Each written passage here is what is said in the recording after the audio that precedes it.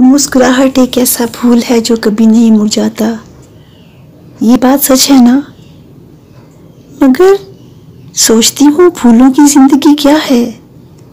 इनको गुलदस्तों में सजाकर कभी कभी पेश कर दिया जाता है, कभी मनपसंद जगह पर इनको निछावर कर दिया जाता है बरसात की मानद, और कभी कभी गमज़दा होकर इनको तुरबत पे फैला दिया जाता है। अलगर्ज फूल किस लिए रह गए? मोहब्बत, दर्द और याद के लिए। कभी ये याद दिलाते हैं, कभी ये मोहब्बत का एहसास दिलाते हैं, और कभी ये दर्द बन जाते हैं। इंसान जिस कैफियत में होते हैं, ये प्यारे प्यारे खूबसूरत फूल,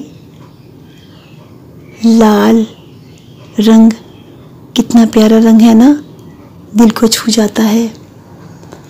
और कभी कभी हम इसको किताबों में रख लेते हैं याद बनाकर, फिर ये सूख जाता है, लेकिन इसकी याद रह जाती है। खुशबू इसमें से वैसे ही आती रहती है,